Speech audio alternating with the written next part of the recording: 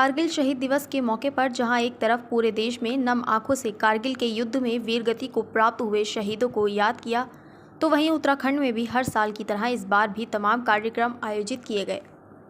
वहीं हल्द्वानी में आज सुबह से ही कारगिल शहीद दिवस के मौके पर कार्यक्रम आयोजित किए गए। वहीं हल्द्वानी के आवास विकास के समीप बने शहीद पार्क में जहां बीजेपी के द्वारा कैंडल जलाकर शहीदों को याद किया गया, तो वहीं 25वें कारगिल दिवस के मौके पर हल्द्वानी के जजीकोट के पास बने शहीद पार्क में हल्द्वानी के विधायक सुमित हृदय समेत तमाम कांग्रेस जनों ने कारगिल युद्ध के शहीदों को मोमबत्तियां जलाकर श्रद्धांजलि अर्पित की।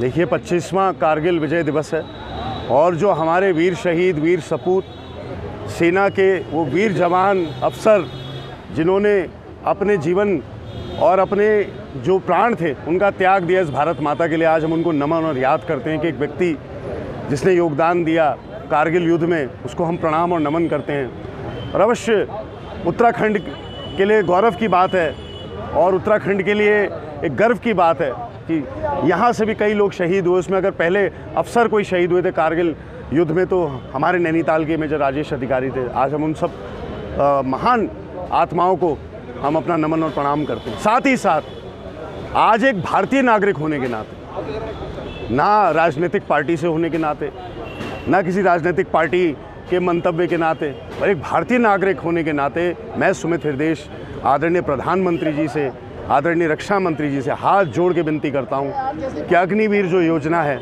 इसको वापस ले लीजिए, क्योंकि हमारे देश के भविष्य के लिए, देश की सरहदों के लिए एक बहुत ही ऐसी योजना है जो केवल नुकसान पहुंचा रही है। ये हमारी आपसे विनम्र अपील है।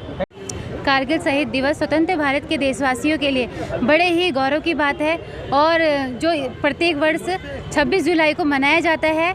हमारे भारत और पाकिस्तान के युद्ध में 60 दिनों के इस युद्ध में जिस प्रकार देश के सैनिकों ने भारत को अपनी प्राणों की आहुति देकर उन्हें विजय प्राप्त कराई थी, उसी के सम्मान में हर वर्ष 26 जुलाई को ये दिन मनाया जाता है। इसीलिए आज हम सभी कांग्रेस कार्यकर्ता एकत्रित होकर उनके सम्मान में यहाँ उन्हें श्रद्धांजलि देने के लिए एकत्रित हुए हैं। धन्यवाद। कारगिल में जो शहीद हुए थे उनकी याद में क्या ऐसा कहता है, किस प्रकार से देखते हैं और क्या कहना चाहते हैं आज की स्थिति में?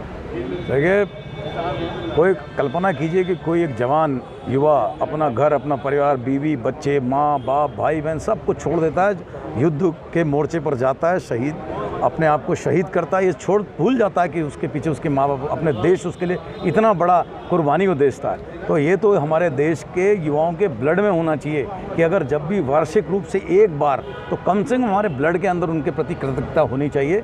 ये हम युवा पीढ़ी को एक संदेश के रूप में आज यहाँ पर उपस्थित हैं, वो चीज़ हम कभी नहीं भूलेंगे। तो एक छोटा सा बात और ऐड करता हूँ, राजेश अधिकारी जी को मैं बहुत अच्छी तरीके से जानता था, कॉमन मित्रों ने उनका परिचय कराया था।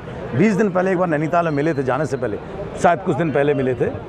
उनकी मृत्यु तुरंत 15-20 दिन के बाद ही जब उनकी मृत्यु का संदेश आता है तो मैं देखा कि मैंने कहा अभी बंदे की नई शादी हुई थी और उसने कभी भी ये नहीं सोचा कि मुझे मोर्चे से पीछे हटना है। अपने देश को उसने बचाने में इतना बड़ा योगदान दिया।